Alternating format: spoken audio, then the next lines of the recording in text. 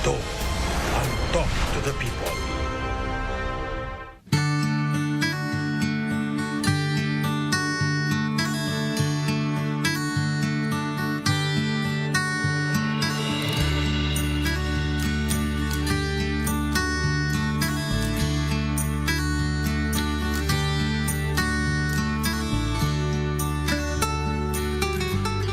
Magandang araw po sa lahat ng ating mga kababayan. Thank you for joining us as we continue to bring you the latest updates concerning the government's pandemic response and shed light on the other equally important issues and concerns in our country today. The status of vaccinations. I am pleased to report to you that as of today, more than 20.3 million Filipinos, or 26% of the country's eligible population, have been fully vaccinated. Also, more than 23.6 million have already received at least their first dose. Overall, we have administered 44 million doses already around the country. Many cities, particularly in Metro Manila, Baguio, Cebu, Iloilo, and Davao, have already surpassed 50% vaccination of the target population. According to Secretary Galvez, we will get a total of at least 100 million doses by the end of October, which means that maybe we can expand the vaccination program to the general population and hopefully also our children within October. Also, we continue to ramp up our vaccination drive and are targeting to administer around a total of 55 million vaccines by October. I am pleased to report that over the past several days, the number of new COVID-19 cases have been declining, and the reproduction rate has also been decreasing. Well, maybe within the last 2 days, there was a light spike, but overall, about the entire country, it is decreasing. Now, how do I encourage everybody to vaccination? With these welcome developments in our COVID-19 numbers, I now encourage you, those who have yet to receive the vaccines, to get inoculated. Paulit-ulit kasi ito, we are almost pleading down on our knees. Parang nakaluhod na kami, nakikiusap sa taong bayan, yung mga taong ayaw o hindi pa nagpabakuna at nandyan naman ang available. If it is not yet there in your place, hindi pa dumating yung mga supply, well, perfectly understood. Pero yung nandyan na at ayaw ninyo, o talagang may pinag-isipan, you know, I do not want to advance this theory, but under the police power of the state, everybody can be compelled to be vaccinated. Not because we do not believe in your theory or belief or your religion, but because you are a carrier and a danger to society. Yan ang problema dyan. It's between your belief, maybe, your religion. There is a division of, religion and state. Ngayon, sa ordinaryong mga araw, hindi naman nakikialam ang gobyerno. Ni minsan, government has no power to compel any religion, faith, or church to do a certain thing or not to do a certain thing. We can only cooperate. But itong police power of the state, na hahawain mo kapwa-tao mo, patayin mo, and maybe it would affect a large number of our people, then you are already a danger to society. And therefore, I said, contrary to the belief or opinion of others, opinion ko lang yan, can compel you under the police power of the state. Tama yan. Sa gobyerno, ayaw mong pagbakuna, umalis ka.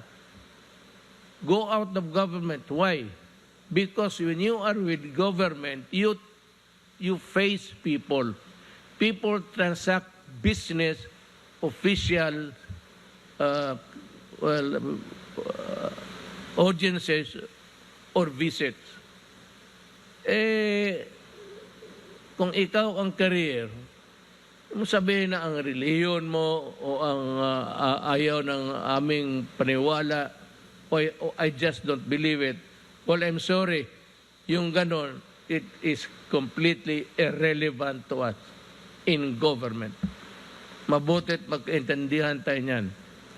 Because if everybody does not comply with the vaccines, and we can have a widespread wildfire spread, then the police must go in and intervene in your private life so that you cannot be a danger to society. The 7-day average of new cases decreased by 13%, and we hope that this trend will continue in the days and weeks ahead. Nagdadasal ako. Sana po, I hope God is listening. But I hope He's not busy enough with other things in the universe to just take a look dito sa kung saan tayo nagkaroon. So, paano ko kaya ma-encourage? Paano ko, hindi naman ito takutan. Government does not instill fear. Government can appeal. Government can talk. And government can pray and hope that you will listen to the well-studied, pinag-aralan. Hindi lang na isang tao, buong mundo ang mga scientists. I hope that you can give credence also to the people na kung ikaw lang. May mga tao kasi pilosopo, well, this is not really to insult you, but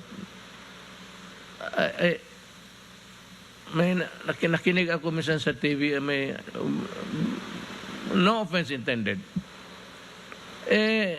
Sabi mo, ayaw mo, hindi ka maniwala. When you're a doctor, actually, whether you are a specialist or just a practitioner, general, pagka-doktor ka, pati abogado, medyo may kabigatan yung salita natin. And if you are convincing enough in your arguments, people might just listen to you. And that could be a problem. Sana, kung ganito naman na ayaw mo, huwag ka na, tumahimik ka na lang. But there's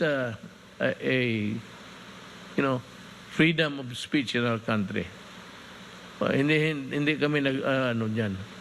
But sana naman, you will go by the almost general trend all over the world na vaccination or to get vaccinated or inoculated is really the best defense for yourself and for your fellow men.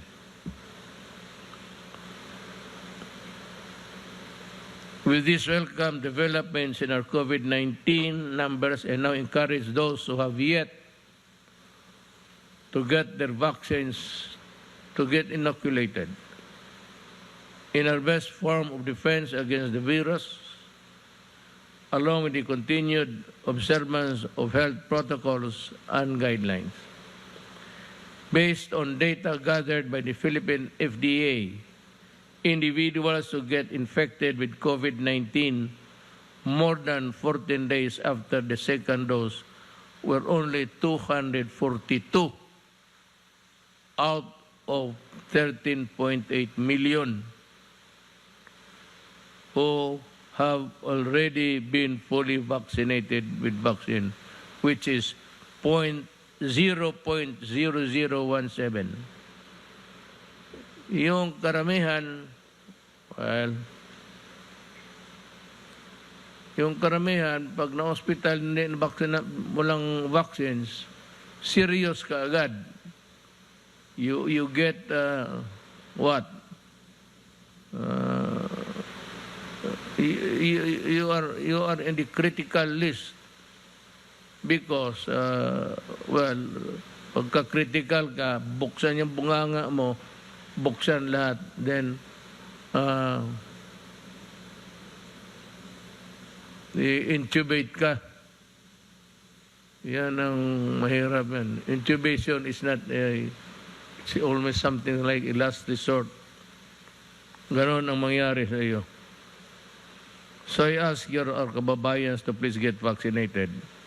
When your turn comes, so you can protect yourself and your loved ones, paulit-ulit ito reminder lang ito, binigay sa akin. Pero kita mo paulit-ulit, again and again and again and again, para lang pumasok sa isip ninyo. Pag hindi pa pumasok sa isip ninyo,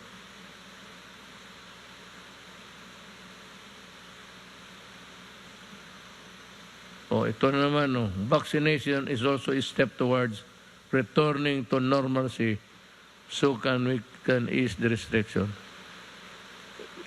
Matagal pa tayo makabalik sa yung nakaraan, just before the pandemic. I think that it would not be, wala man tubig itong pislit ko.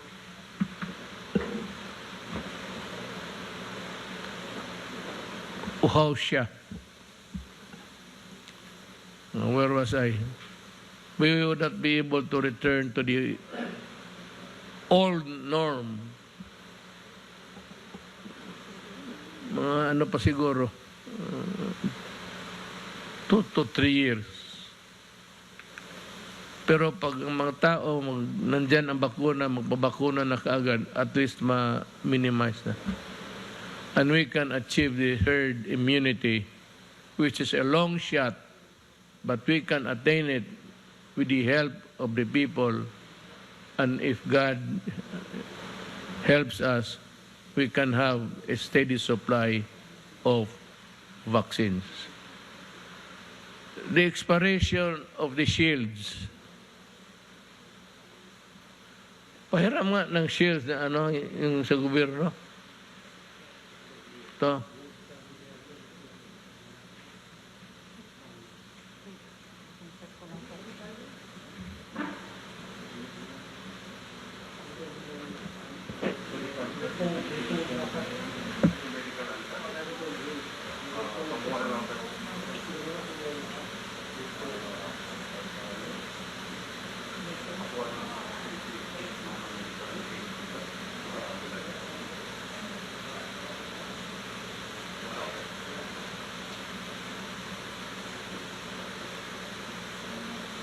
Alam mo, may gamit kami ng plastic sa bahay namin. Hindi naman sa bahay mismo, pero sa grahe. It was plastic. I really do not know where my my father got it. But yun ang ginamit niya kasi mahal man plastic na lang. Alam mo, sa totoo lang, hanggang ngayon ang plastic nandiyan pa. At kung titignan mong mabuti, pag sa harap mo doon sa kabila yung COVID, makikita mo pa. And that was about my father died at the age of 56 in 1988. Nandiyan pa yung plastic. All those scratches nandiyan.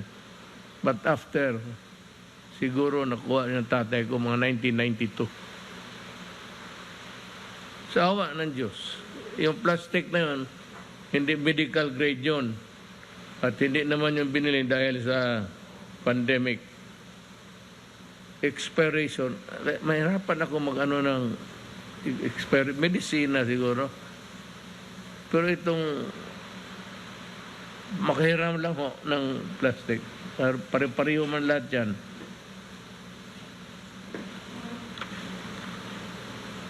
Paano ito mag-expire?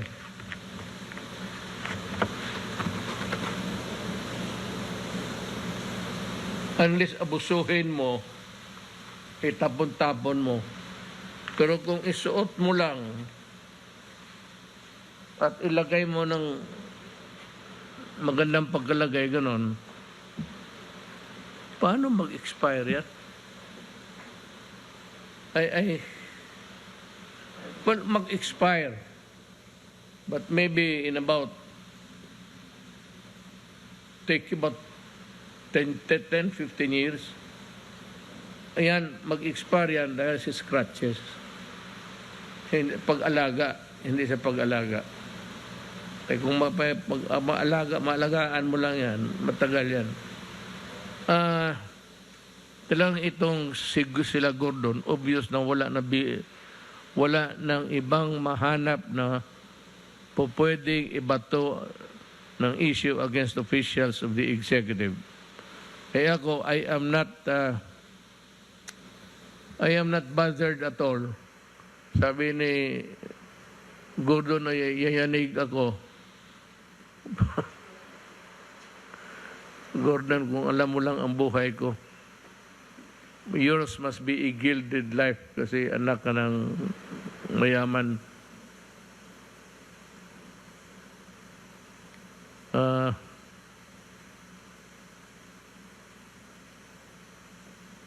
Nalilito na nga ang mga senador natin, and they're trying their best to confuse everyone, even with their witnesses.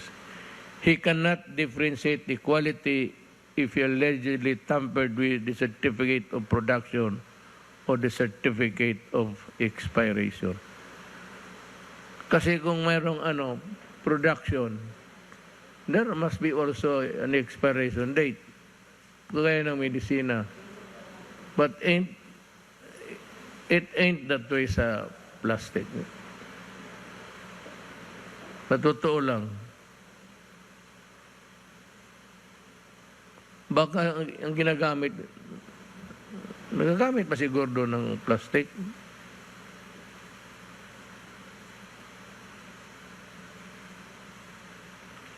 At this juncture, may ask Secretary Duque. Secretary, itong suot ko, pa-expire mo din para bakit pinapasuot mo sa akin? Kung yung binigay ninyo mag-expire, bakit mo binigay sa akin? Mamatay na lang ako, nandiyan pa yung plastic. Pakiulit nga sa mga it's a redundant story for you. Well, it's because the senators have a hard time, let me use the best term for that, comprehending all that is about resulting of Senate hearing. Sir. Maraming salamat ho, Mr. President at Senator Bongo, Chair ng Committee on Health at ang ating pong mga kasama si ES Medialdea at mga kasama ko po sa gabinete at sa ating po mga kababayan, magandang gabi po sa inyong lahat.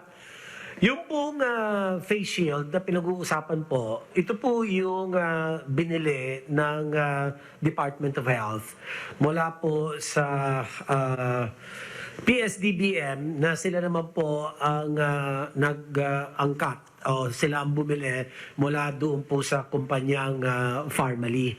Yung pong medical grade na face shield, katulad po dito, yung nga lang meron pong foam. May foam dito po sa bandang taas na kapag sinuot po yan, yung foam, andito po yan, ano? Yung foam po, yun ang nagiging nagde-deteriorate sa mahabang panahon. It becomes brittle. And nagiging powder, sir. At saka yung kanyang garter, nagiging brittle din po. At yun po ang tinatawag natin na may shelf life of about 36 months. So, yan po, hindi po natin tinatanggap ang mga supplies nang hindi po ini-inspect ng ating pong DOH inspection team. Ganun din po ang akin pong nakalap na report, ang PSDBM, meron din po silang inspection team. Hindi po sila basta-basta pwedeng tumanggap ng mga supplies na hindi po ito sinusuri maigi in terms of quality o yung kalidad, yung pong quantity at in accordance with the technical specifications na yan po ang inuutos ng DOH na dapat sundin ng supplier. Otherwise, hindi po ito tatanggapin ng Department of Health. So, yun po, malinaw, meron po siyang shelf life. Ibig sabihin ng shelf life, kung iiwanan mo sa isang lugar, sa estante, naka-plastic po yan, na hindi mo gagalawin, dapat siya po tatagal ng 36 months. At ang in particular, yung pong kanyang foam ay dapat tumagal at ang kanyang garter ay dapat tumagal po ng 36 na buwan.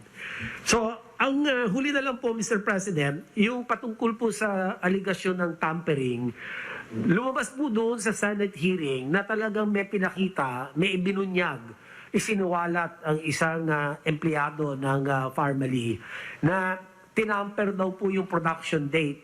Yung 2020 production date, ginawa pong 2021. So kami naman po sa DOH, inatasan ko na ang Procurement and Supply Chain Office na bantayan po ito at tignan kung meron po itong mga ganitong 2021 na nakalagay po sa mga face shield na production date. At batay po sa isiniwalat ng empleyado ng Pharmaly ay akin pong pinariripaso at pinapa-inspect muli ito pong mga face shields na ito. At kung totoong meron pong pandaraya o ito pong ginawa ng Pharmaly ay kinakailangan ay bawiin ng gobyerno doon sa kumpanyang iyan yung 1 taon na kanila pong tinamper. Kasi kung halimbawa 36 months, ano po, at tinamper yung production date from 2020 to 2021, so may 1 taon na daya. So kinakailangan yung 1 taon na yon magkaroon ng restitution sa gobyerno yung halaga ng face shield, Mr. President. So, yan po ang masasabi ko sa ngayon at yan lang po, kung meron pong mga karagdagang katanungan ay kami po ay sasagot po. Again, I would like to preface my statement with this, that there was or there is an existing national emergency. Yan ho ang hindi ninyo kalimutan. And I would like to reiterate that during the congressional hearing this morning, no less than the Government Procurement Policy Board explained that Bayanihan 1 is categorically exempted from the requirements set by the procurement law.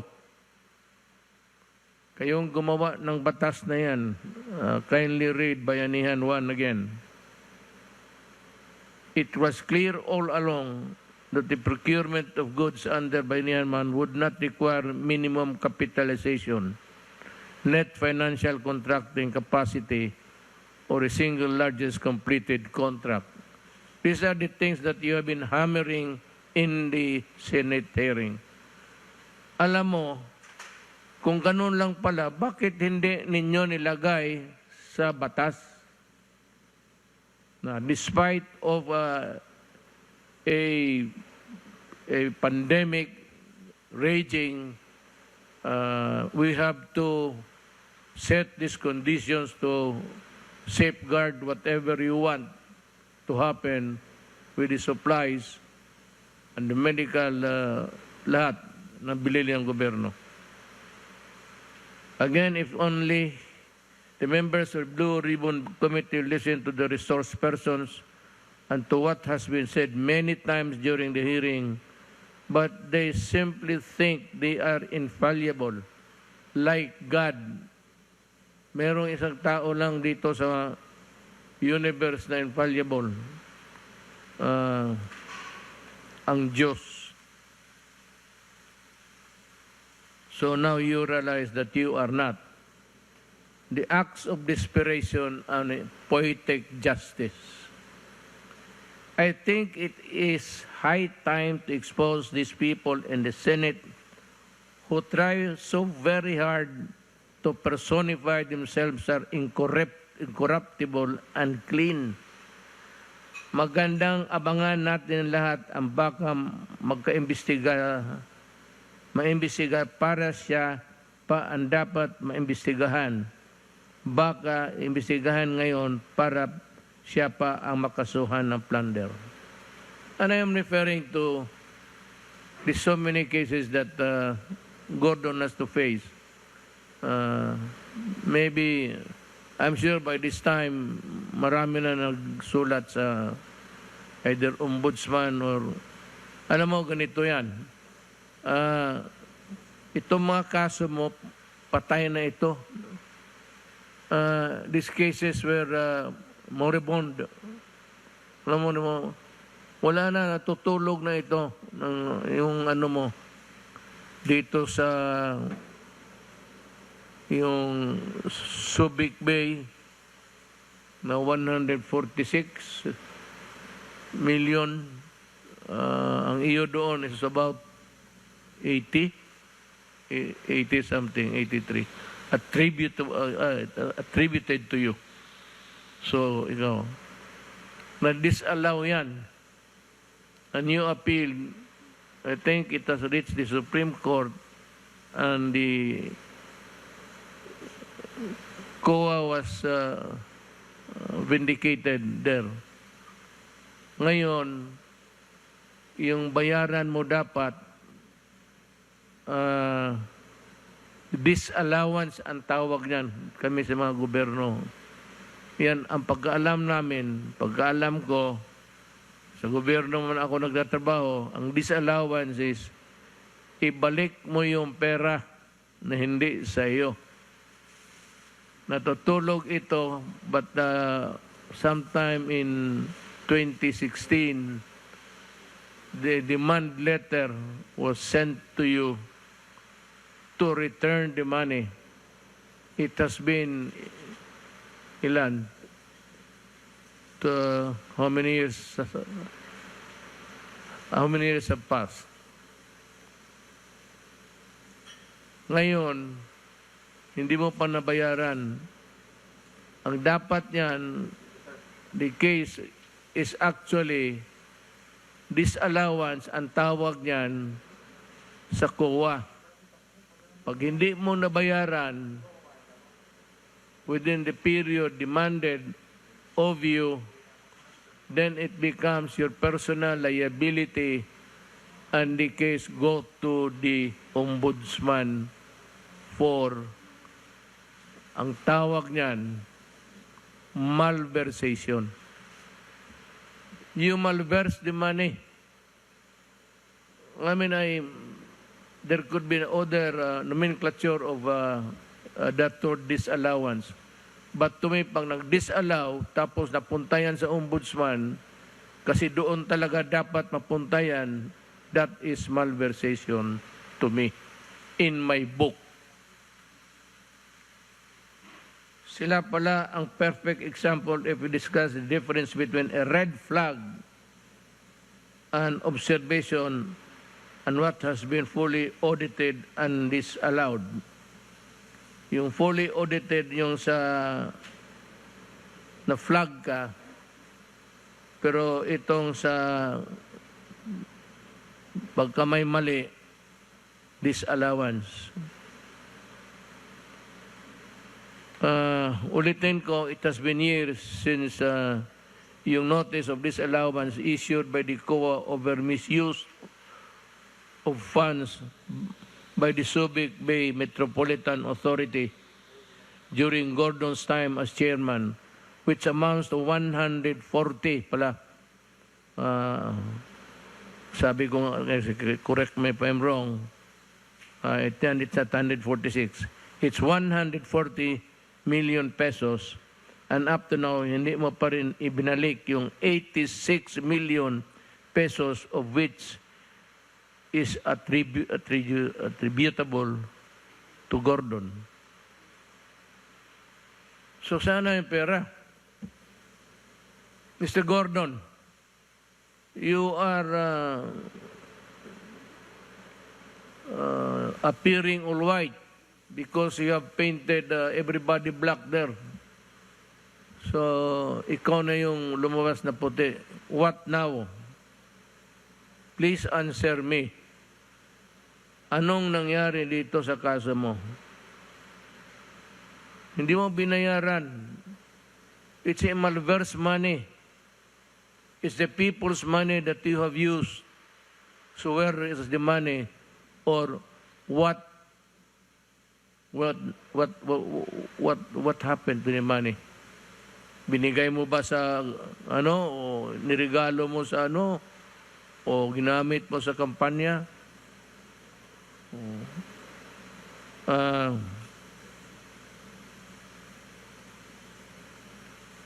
I am now asking the Solicitor General to formally ask COA to act on the disallowance and remind them of their constitutional duty to collect the 140 million pesos as stated in the demand letter of SBMA Chairperson and Administrator Isma, dated August of this year, which was sent via registered mail. And this has been duly sustained by the Supreme Court as final and executory. Yung demanda mo, inapila mo pala sa Korte yun, sa Korte Suprema. What happened was that natalo ka, and the verdict is final and executory na. So no appeal, no nothing, except for you to pay. That is the civil side of it. Yung binayarin, sa uli mo yung pera, that is your civil liability. But there is another component of that.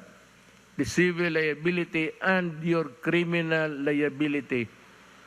Yung criminal liability mo, yung mobilization. Tapos may muka ka pa na magsabi sa tao, gusto mong tumakbo ng anong posisyon na isip mo, lahat ng ambulansya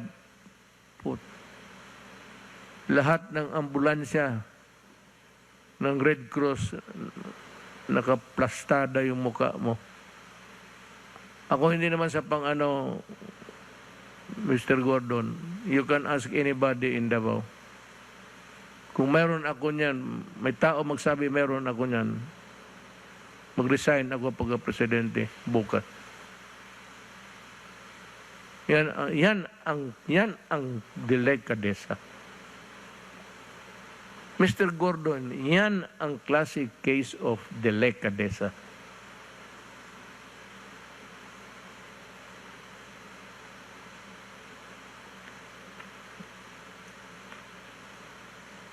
On the matter of the testing kits, pinalabas na naman nila, overpriced na naman. Hindi naman yan ang titigilan.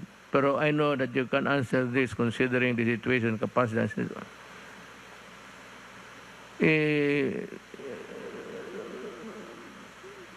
Testing kits.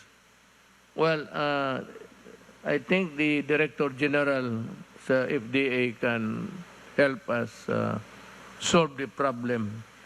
Kindly explain sa yung itong testing kits para maintindihan ni Gordon, pati ang taong bayan. Yes, sir. Meron po akong konting papakita ng mga testing kit po natin. Andali lang.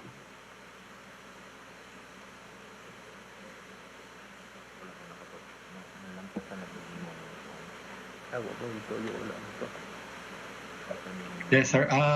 Pina-check po natin yung mga testing kit sa atin, no, na mga nag-register sa FDA po starting noong March 2020.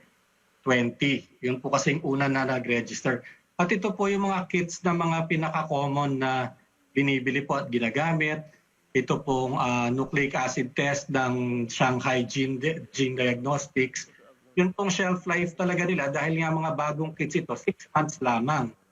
Yun pong pangalawa, ito po ay galing din pong China, Beijing Applied Biologics, 6 months din po. At yung C-Gene na yung pinakauna po na Korean kit na na-approve sa atin, medyo mahaba-haba po, 8 months yung kanya pong shelf life. Kasi nga po, mga bagong diagnostic kits ito at bago po yung teknolohiya, kaya wala naman po silang experience ng matagal, kaya may ikli po talaga ang shelf life ng kits ng panahon na yon. Ito pong SD biosensor, ito na po yung pinakamahabang nakita namin, no? 12 months po yung kanyang shelf life. Pero yung pinakamadalas pong gamitan, ito pong Sansure, ito po nasa gitna. Karamihan po ng mga private labs, kahit po yung Philippine Red Cross, yan po ang ginagamit yung Sansure. At ang 6 months din po talaga ang shelf life ng kit na yan. At ito rin po isa sa mga nabili rin po ng DOH, yung A-Star Fortitude. 6 months din po ang ano na yan, ang shelf life talaga ng kit na yan. Ito pong susunod naman po yung primer design, yung GeneSig, mga March din po yan na register, 6 months din. Ang medyo matagal po yung Gene Expert, pero yung Gene Expert, hindi po yan nagagamit sa iba't ibang mga machine, no? Very particular machine. At saka medyo mas ano po ito, mas lumang technology na ito na inadapt lamang to COVID. Pero kahit na ganun na medyo lumang technology na siya, 12 months din po yung kanyang yung kanyang shelf life. Ang pinakamahaba po dito na nakita rin natin, yung BGI po na madalas din pong gamitin, nabili rin po ng gobyerno yan. Talaga pong 6 months lang din po ang shelf life ng kit na yan. At yung Mirces po na Fortitude, ito October na po, ng bandang end of the year na po ito na-register with a shelf life of 12 months. So nung tinignan po namin talaga, mahigit halos 200 po yung in the end na-register ng mga test kits sa atin sa FDA from March to November ng 2020. Pero talaga pong lahat sila ang shelf life 6 to 12 months lamang. So wala po talagang mabibili na kit na 4 months ang mga shelf life, lalo na po nung start of the year. All testing kits were really made very quickly at developed very quickly, and ang shelf life po talaga ay 6 months lang. Kaya wala naman pong mabibili talaga ang DOH na bado ng shelf life. Yan lang po, Mr. President. Thank you.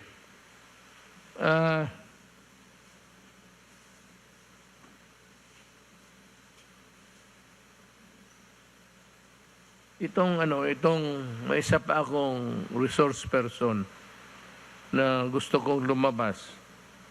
I would like to backtrack. Mag-backtrack na ako.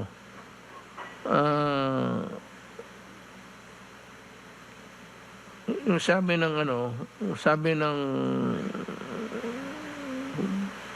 financial contracting capacity or the single largest completed contract. Hindi nasabi sa bayanihan yan. Again, the members of the Ribbon Committee,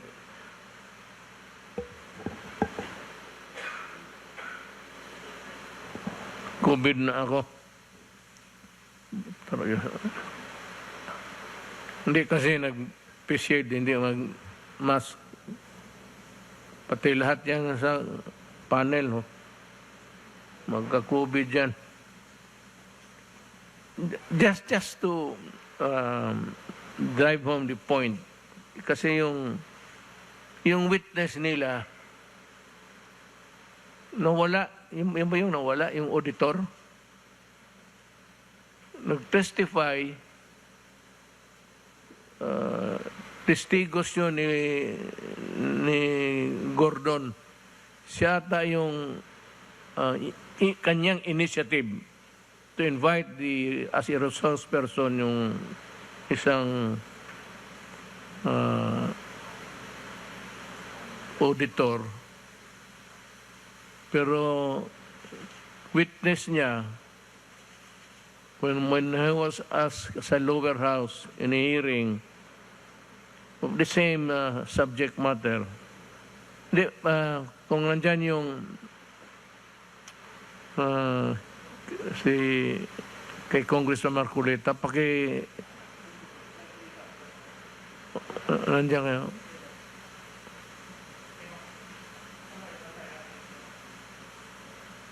Yung hearing doon? Oo. Alam mo ba yung Bayanihan 1, Mr. Abrea? Yes, Mr. Chair.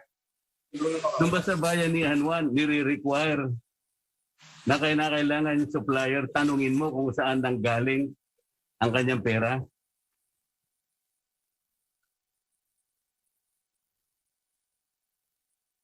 Naintindihan mo yung tanong? Uulitin ko pa ba?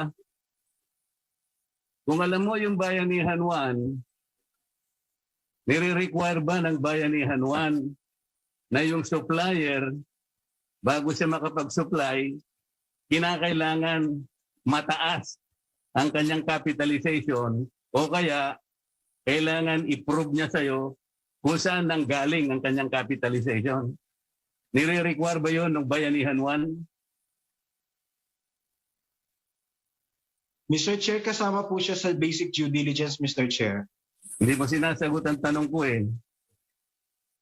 Kung alam mo yung Bayanihan 1, dapat alam mo na walang nire-require doon kung anong minimum capitalization. At dapat alam mo rin na hindi tinatanong doon kung saan kinuha yung pera na ginamit sa kapital. Yun ang tinatanong ko sa'yo. Paano mo ngayon sasabihin na due diligence? Wala namang requirement ang Bayanihan 1. Saan mo ibabatay ngayon yung panukat mo o yung standard mo, yung batayan mo na walang due diligence? Mr. Chair, ang due diligence po is basic principle po ng pag-iingat para po masigurado natin na may kapasidad ang kahit sino mang kumpanya o individual na makikipag-transaction po tayo, Mr. Chair. Abogado ka ba, Mr. Abrea? Hindi po, Mr. Chair. CPA po, Mr. Chair. O CPA ka? Yung due diligence, maraming klase yan. Merong necessary diligence, merong proper diligence, may ordinary diligence, merong extraordinary diligence. Alam mo ba yun? Yes, Mr. Chair. Ngayon, kabisado mo yung Article 1163 ng Civil Code. Alam mo ba yun? Hindi po, Mr. Chair. Hindi ko po kabisado. Sasabihin ko sa'yo para malaman mo. Sa Article 1163 ng New Civil Code of the Philippines, binabanggit dyan yung diligence of a good father of the family. Ito yung ordinary diligence. Ito yung walang requirement sa batas kung anong gagawin mo. Katulad ng Bayanihan 1. Hindi nire-require ang minimum capitalization dyan. Hindi rin nire-require na hanapin mo pa kung saan galing ang pera nila. Ang ginawa ng PSDBM, kahit walang ganong requirement, nagtanong pa rin. Ordinary diligence ang ginawa niya. Dapat pinasalamatan mo sila. Because kahit hindi na kailangan, ginawa pa rin nila. Did you understand? Opo, Mr. Chair. Okay. So anong batayan mo na sinabi mong walang due diligence kasi hindi tinanong kung saan ang galing ang kanilang pera? Eh hindi naman nire-require ng batas yun. Yun po Saan kasi mo pinatay? Kasi tinawag ka nilang expert witness. Ang expert witness, maski na sa regular court, ay tinatanggap sapagkat ang sasabihin mo ay talagang makatutulong. Beyond the understanding of the regular court, makatutulong ka talaga. Ngayon, nag-testify ka as an expert witness. Naghahanap ka ng due diligence. Yung batayan, hindi mo alam. Wala ka palang batayan eh. Sinasabi ko sa iyo ngayon that Bayanihan 1, including the emergency procurement under PSDBM, the negotiated contract, do not require minimum capitalization. Those rules do not require also that you will have to ask where the money came from. And there is no basis for you to judge and pass judgment on whether their action came from due diligence or not. Ang sinasabi mo, Mr. Abrea, kinakalculate ko lang, ay yung traditional na ginagawa under normal circumstances. Halimbawa yung public bidding during ordinary circumstances. Kailangan talaga yung tinatawag na net financing contracting capacity. Kailangan din yung SLCC na sinasabi. Ito yung single largest completed contract. But this is under the circumstances of ordinary public bidding. We are not under ordinary public bidding. We are under a public emergency. This country has been placed under national calamity for 3 times. Did you consider that when you testified before the Senate Duribon Committee? Yes, Did you Mr. consider that? Yes, Mr. Chair. Oh, when you consider that, paano mo ngayong sasabihin na walang due diligence? What is the basis? Ganito na lang para maintindihan mo, Mr. Abrea.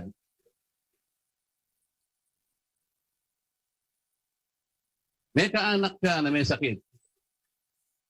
Palagay na nating medyo delikado ang kanyang kalagayan. Sabi ng doktor sa'yo, Mr. Abrea, gumawa ka na ng paraan. Kailangan mahanap mo itong gamot na ito. Magmadali kayo, oras ang kalaban natin. Inaasahan ko, Mr. Abrea, pupunta ka sa mga pharmaceuticals, sa butika, kung ano man, para mahanap mo yung gamot na sinasabi ng doktor. Tama ba ako? Yes, Mr. Chair. Okay. Meron ngayong 3 butika ang nagsabi sa'yo. Yung isa, 10 piso lang yung gamot. Yung isa naman, 50 pesos. Pero wala silang supply. Yung isa, 1,000 pesos, siya lang ang merong supply. Anong gagawin mo, Mr. Abrea? Naghahanap ka ng gamot at naghahabol ka ng panahon. Because you are trying to save life. Yung kaanak mo. What will you do? Bibili po ako, Mr. Chair, dun sa may supply, Mr. Chair. Yung 1,000 pesos. Kahit na yung kalaban niya, 10 pesos and 20 pesos lang. Because they don't have the supply at the time you needed most, that particular drug. Tama? Tama po, Mr. Chair. Tama ka talaga. Ngayon, ibig mo ba sabihin, doon sa nagbigay sa iyo ng gamot na yun, 1,000? Tatanungin mo ba siya? Teka muna, tingnan ko nga yung capitalization mo kung tunay ka talaga. Tatanong mo ba sa kanya yon? Hindi po, Mr. Chair. Okay. Tatanungin mo ba kung saan nanggaling yung kanyang capitalization? Because if you do not do that, sasabihin mo wala kang due diligence. Sasabihin ba ng kamag-anak mo, yung kapamilya mo, what is your name, sir? Mr. Mon Abreya. Mon, sabi niya, Mon, wala ka naman due diligence eh. Binili mo kagad eh. Padaskul-daskul ka naman. Bakit hindi mo muna tinanong kung yan ay may capitalization? Bakit yan hindi mo muna tinanong kung saan niya kinuha yung kanyang capitalization? Baka naman kinakailangan i-report mo yan sa AMLA. Baka hindi nagbabayad ng BIR niya. Gagawin mo ba yan, Mr. Abrea? Doon po sa gamot, Mr. Chair, hindi po, Mr. Chair. O tama. Hindi mo naman talaga gagawin. Dahil naghahabol ka ng panahon. Because you need to save lives. Halimbawa, Mr. Abrea, yung binilhan mo ng gamot na yon, ay kinuha niya lang doon sa kaibigan niya. Kasalanan ba yun kung halimbawa kumontak siya ng kaibigan niya sapagkat gusto rin niya magbenta? Hindi naman siya yung nag-manufacture nun. Pero kinuha niya sa ibang supplier. Pero yung supply, tama. Yun ang sinabi ng doktor. Mali ba yung ginawa ng supplier, Mr. Abrea? Sa tingin ko po, hindi naman po, Mr. Chair. O yun. Ngayon ko lang tumama, Mr. Abrea. Ang sinasabi natin dito, hindi tama na husgahan mo sa pamamagitan ng financial statement. Titingnan mo ang maraming bagay. Ano bang panahon natin? Di ba peligroso tayo? Di ba tayan ba ako para sabihin walang due diligence? Dahil hindi ba tinanong ng PSDBM kung saan niya kinuha yung pera? Kung nanghiram siya ng pera, wala ng due diligence? Hindi ba pinag-uusapan natin kung sinong nakapag-deliver? Kagaya nung halimbawa natin, yung nakapag-deliver sa'yo, yung pangatlo, medyo mahal nga lang, pero nagkataon siyang may supply. At nag-aadubuhay yung kamag-anak mo. Questionin ba ng pamilya mo sapagkat hindi ka man lang kanya nagtanong. Sino ba yung binilhan mo na yun? Tinanong mo yun kung maraming utang yun? Tinanong mo ba yung kanyang stockholders kung mga may criminal records sa mga yan? Gagawin mo ba yun, Mr. Abrea? Hindi po, Mr. Chair. Salamat po, Mr. Chair. Wala na po kita tanong sa kanya. Well, that completes the story of yung witness nila na hindi na bumalik. Apparently, the witness dovetailed the questions and the answers which Congressman Marcolita wanted to come out from his mouth. Lumabas yung totoo. At baru yung totoo nagsasabi, hindi na wala na. After that, nawala. Hindi na makita.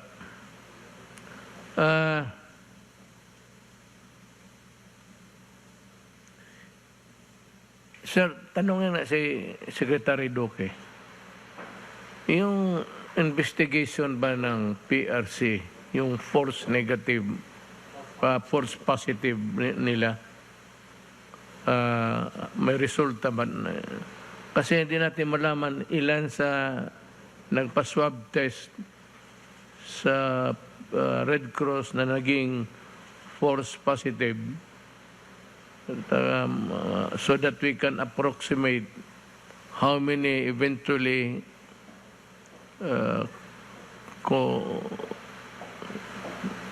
contracted the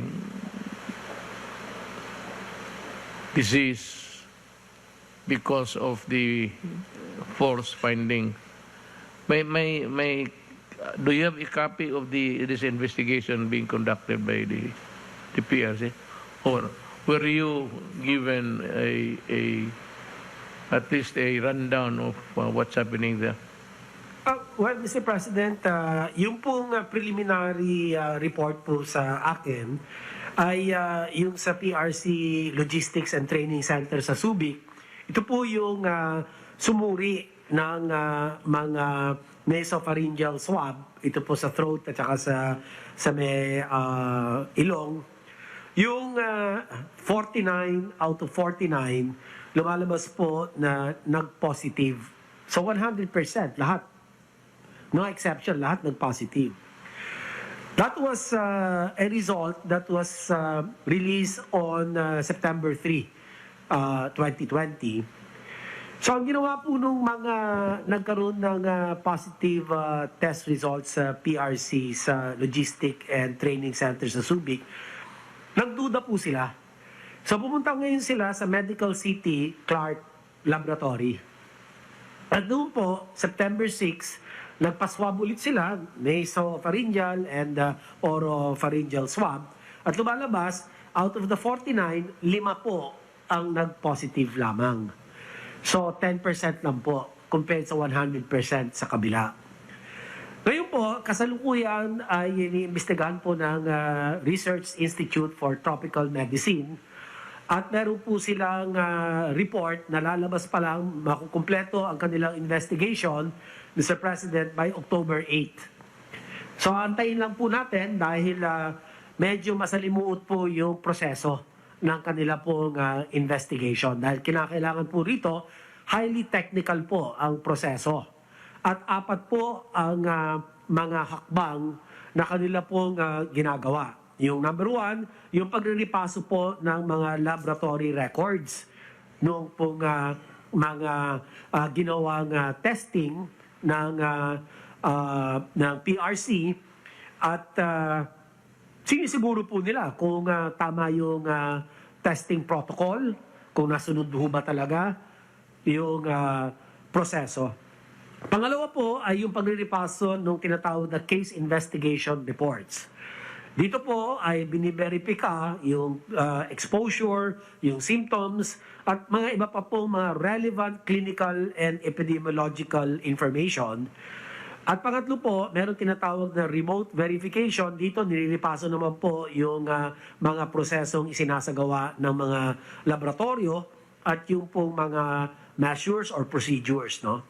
At pang-apat po, pinakahuli yung troubleshooting proficiency test panel to all concerned laboratories. Dito po, bine-verify yung pong kakayanan ng mga laboratorio na talagang tama ang kanila pong pagtukoy noong presensya ng tinatawag na SARS-CoV-2 viral RNA at titingnan po nila ng talagang masusing pamamaraan yung detection system na ginagamit po nung laboratory. Dalawa po kasing laboratory pinag-uusapan natin dito, yung PRC po, na kung saan lumabas 100% ng positive yung mga healthcare workers, at yung isa po sa the Medical City Clark, yun din po ay tinitignan ng RITM. So Mr. President, yan lang po ang aking masasabi sa ngayon.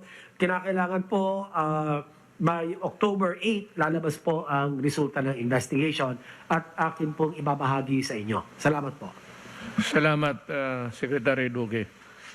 It is good that there is an independent investigating agency para, well, if there's nothing wrong, we can accept that. If there is something wrong, then the chairman of the Red Cross has to answer for it. It's yung supervision mo was not done properly in the absence of a supervised examinations in your agency that hindi ninyo nagawa yan. I think that Gordon has to answer for that also. Now I want to focus on my attention on what appears to be an intimidation of resource persons during the Blue Ribbon Committee.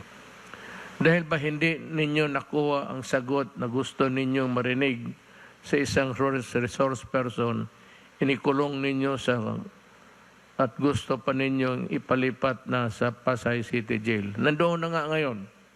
Ipanalipat, you really had him transferred in the Pasay City Jail. Now, let me just shoot the breeze with you, the senators. Kaya ba kayo nag-iimbestiga to find out the truth?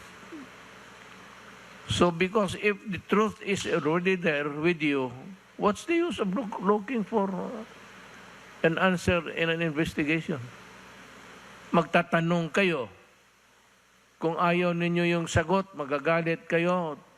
Tapos, you threaten, we will cite you in contempt.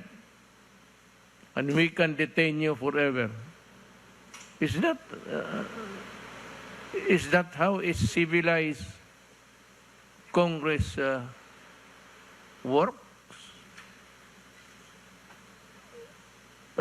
Takutan ba ito? Kaya nag-iimbestiga ka kasi gusto mong malaman na yung sagot ng tao hindi sang-ayon sa alam mo na ang totoo. Then do not blame him because that is his truth. You just cannot assume altogether that he is lying. That would be a cockeyed view of what a hearing should be. Kaya ka nag-imbestiga, kumukuha ka ng sagot. Bakit ka makipagdebate at ang sabihin mo nagsisinungaling siya? So therefore, may sariling answer ka na. You have already in yourself the answer because every time the resource person answers and it does not fit the thing or the solution in your mind, you threaten them and actually you did actually detain them in the Pasay City Jail. So, kung may alam ka na, bakit ka makipag-away? Bakit mo pa ipakulong isang tao na alam mo na pala ang sagot? Bakit ka pa mag-imbestiga? If you are trying to ferret out the truth, you wait until everybody has testified. So dyan mo na makuha ang the whole picture kung ano talaga ang nangyari. You do not do it by a piecemeal hearing. And every time you ask a question and you have a preconceived notion of what is the correct answer, you get mad and threaten them with imprisonment. Akala ba ninyo akala ko ba ayaw ng mga taong Pilipinas ng Marcelo? Tignan mo yung ginagawa ng Senado ngayon. It is just more than a Marcelo. Moti pa Marcelo, dali ka pa doon sa korte ng military or at least it's a court before you were held before a military or a civilian as they wanted it to be at that time. But at least there is a court hearing and the person accused is afforded the right to be heard. Yan ang importante dyan. So, ang human rights, gusto kong marinig kung ano ninyong sinasabi. The Constitution really provides that no person shall be deprived of life, liberty, or property without due process of law. Is there a due process of law if you already have the preconceived answer, and if it does not dovetail your frame of mind, you send him to jail.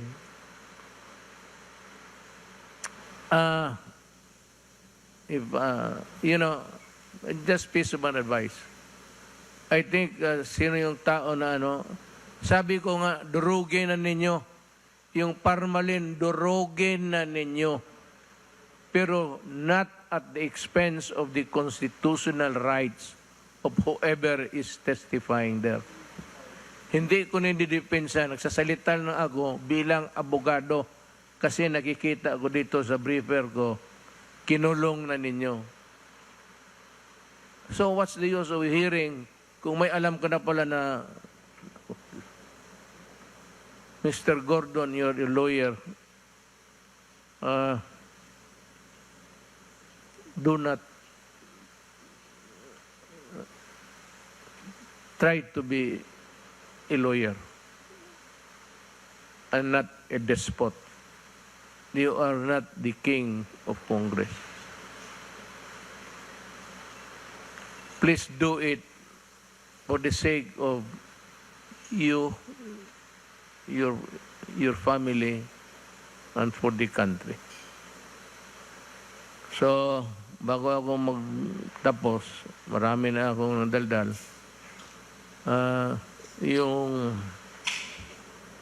Wala na yung face shield. Ito yon. Ito yung face shield ng gobyerno. Ito yung nag-deteriorate. Foam lang to eh.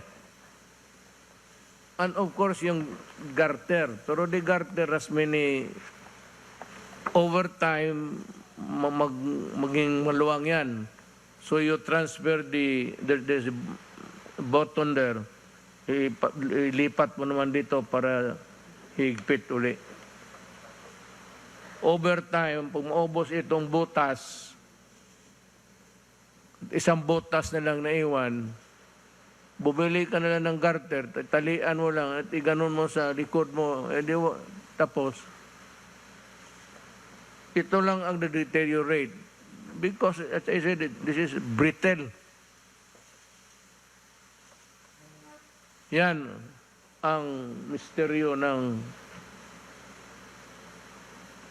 kung iganon mo yan, yun na yun. Yan ang face mask. Pero nandito yung para sa pawis. Kung wala ka namang foam, pwede ka naman mag-trapo ng panyo mo.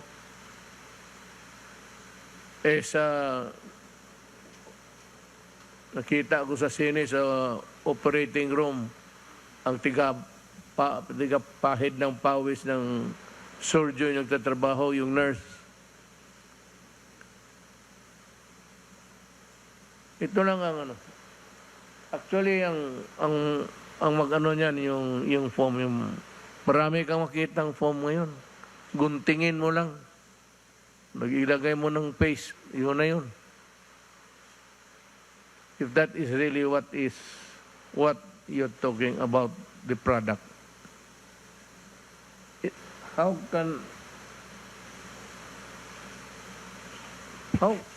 can this thing deteriorate?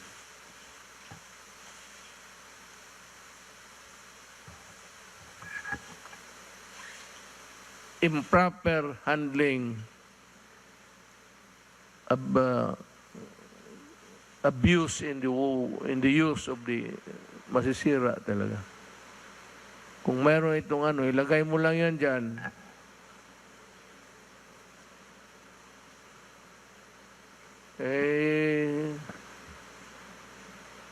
Mask, hugas at iwas. Iwas ng wag lumapit.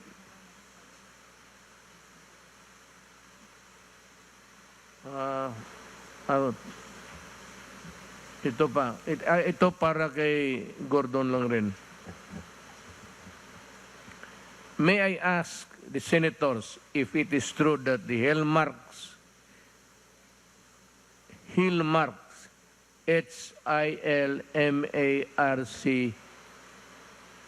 may S, is it true that Hillmark is the contractor of the new Senate building being constructed? Is this the same Hillmark contractor that built the Iloilo Convention Center and the Makati City Hall building, two that the Senate also investigated during the last administration?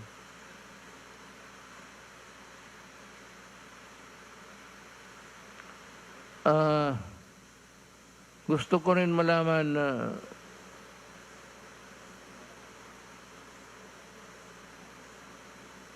sa iyo, Mr. Gordon, yung dalawang building, paki-report na rin sa tao. The reason why the people are also interested in the investigation, in the audit, is gusto ng tao buksan ninyo ang libro para makita kung saan tumakbo yung pera. Yan ang gusto ng tao. Hindi na masyado sila sa audit. Nakakalito yan sa ordinaryong tao. Kaya ako ngayon, hindi naman ako CPA. Ba't kung sabihin, buksan mo ang libro para malaman ng tao. Maraming salamat, Senyor Gordon. Sunod, let me give you a run. I'll bring you through the people who are here to testify. Si Secretary Doque, Secretary Lorenzana, Secretary Galvez.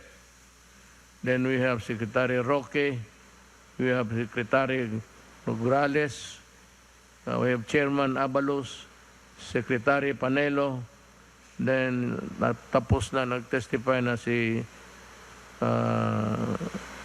Domingo, Secretary. Ngayon yung iba, si Secretary Medaldia, I think Secretary Dison will have something to say also. So I will call Secretary Delphine Lorenzana to talk. Magandang gabi po, Mr. President, Senator Bong, Executive Secretary, and ang mga kasama kong mga lingkod bayan. Magandang gabi din po sa inyo. Ito po aking ulat ngayon, Mr. President, ay ang mga ginagawa ng Crisis Action Plan Groups na ating ginawa mga 8 weeks na nakakaraan. Slide 2, please.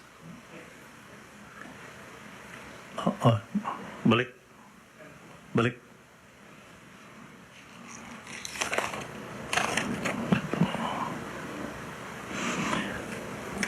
Ang community subcluster, Mr. President, back pa?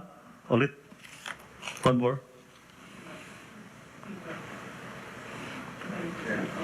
Yeah, sunod. Next.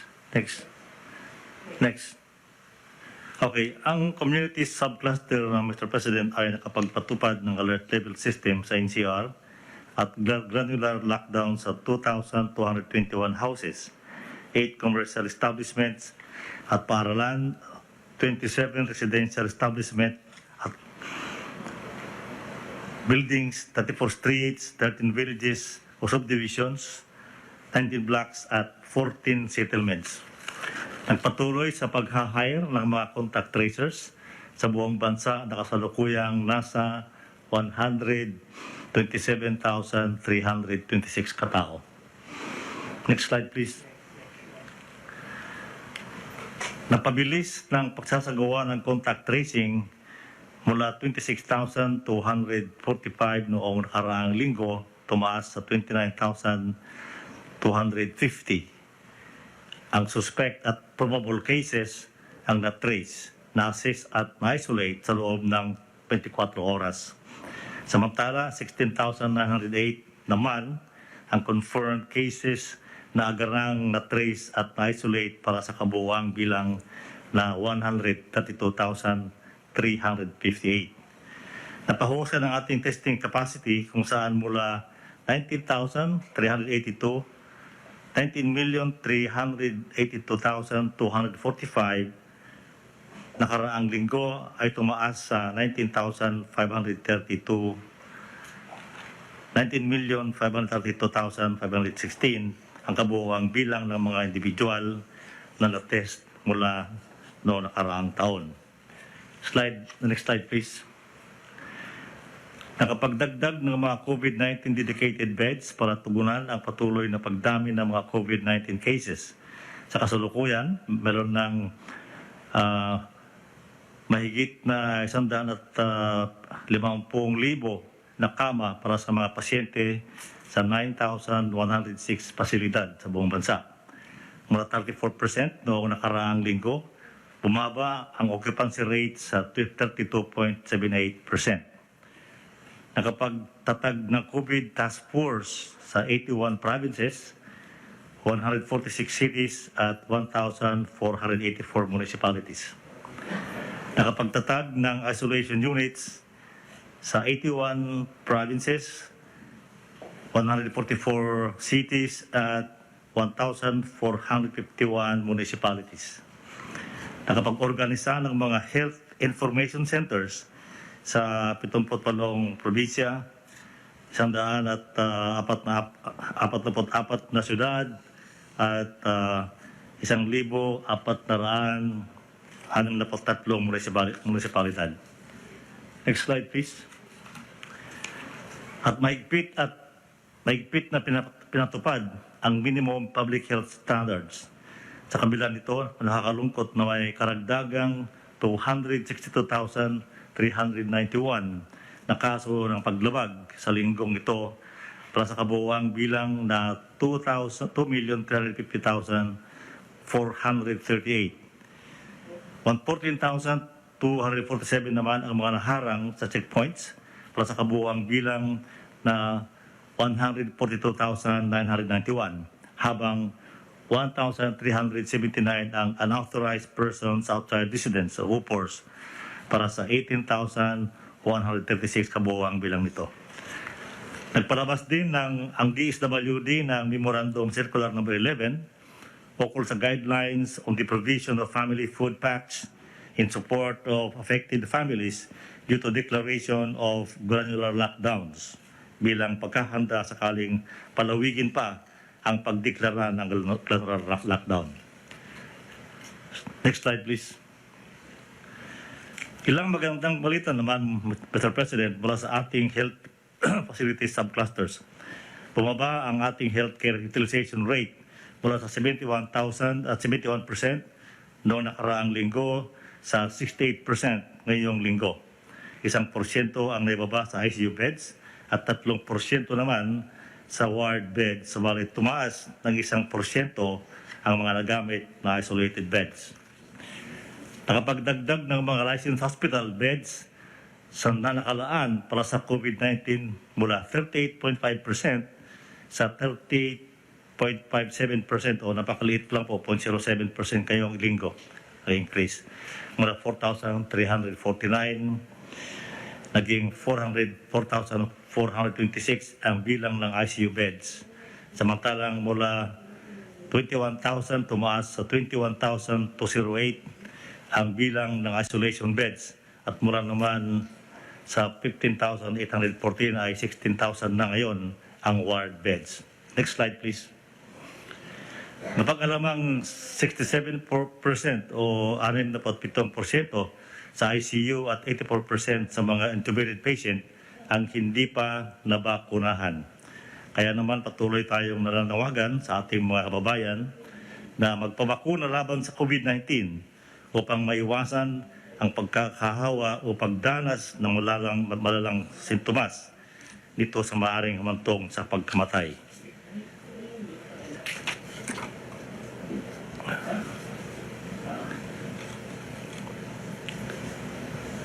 Next slide, please.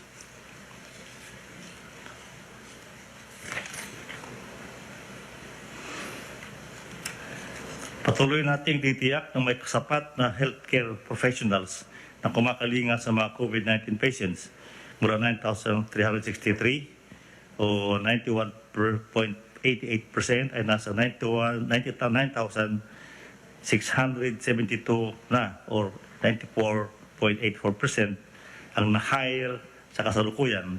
Patuloy din nating sinisiguro ang karampatang allowances at incentives nila.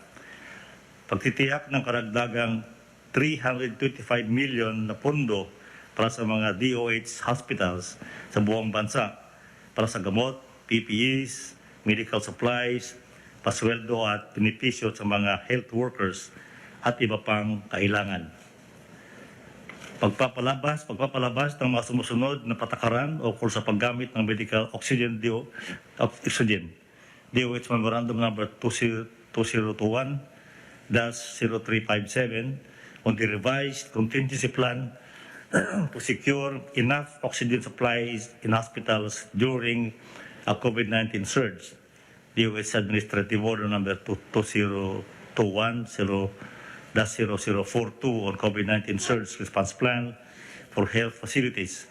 DOH Circular Number 2021-0291 on suggested retail price of medical oxygen products at DTI Memorandum Number 2021-0395 regarding the issuance of a regional IETF resolution on the prioritization of production and distribution of medical grade oxygen.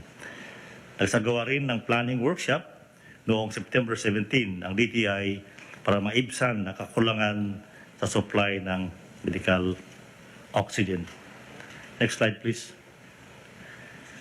Mula naman sa ating borders subcluster, tumaas ang bilang ng mga na-quarantine na mga returning overseas Filipinos mula 157,293 noong nakaraan sa 169,434 ngayong linggo o 68,814 nito ang land-based OFWs, 51,720 ang sea-based OFWs at 44,723 ay mga non-OFWs. Pinalawig ang implementasyon ng One Health Pass sa mga pasahirong bumabalik sa Pilipinas. Pinaiting ang pagbabakuna sa mga dumarating sa bansa kung saan mula sa 22,723 ay 61,197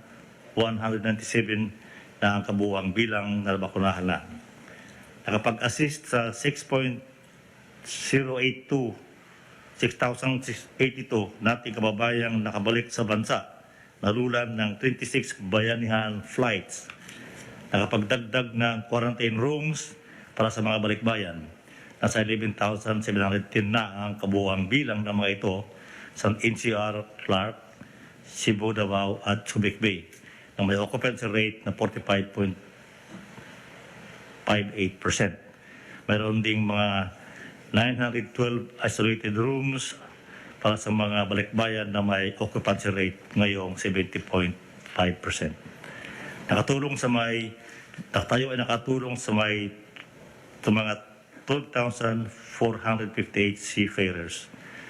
Nagpalawig sa balik probinsya at uwian na program kung saan 377,696 ang natulungang makauwi sa kanilang probinsya sa pamamagitan ng mga flights sa NAIA. Samantala mula 301,664 ay tumaas naman sa 303,883 ang naisakay ng libre sa bus sa PITX. Nagtalaga ng mga pulis, OWA house parents at PCG marshals para bantayan ang mga quarantine facilities sa mga NCR para sa returning overseas Filipinos at nagpaigting ng pagbabantay sa ating mga international borders kasama ang katimugang bahagi ng bansa o yung mga lugar dyan sa may pagitan ng Sabah at Pilipinas. Last slide, please. Ang pagbabakuna naman po ng AFP ay meron na tayong nabakunahan na 97,411 o 68% ng kabuuang bilang ng mga sundalong fully vaccinated laban sa COVID-19. Ang huli ko pong ulat, Mr. President, ay yung utos na mag-deploy tayo ng mga medical doctors at nurses sa mga hospital dito sa Manila. Meron na po tayong naipadalang dalawa noong nakaraang linggo, pero ngayon po ay nakapag-ipon na naman yung Surgeon General ng 5 doctors at saka 20 nurses na pwedeng i-deploy sa mga hospital sa Manila. Ang Surgeon General po, Mr. President, ay nakikipag-ugnayan na sa DOH para malaman nila kung saan i-deploy ito, sila na pong bahala. At saka gagawa pa po ng memorandum of agreement between the AFP Surgeon General at ang DOH. Yun po ang ulat ko ngayong gabi, Mr. President. Salamat po. Thank you, Secretary Lorenzana.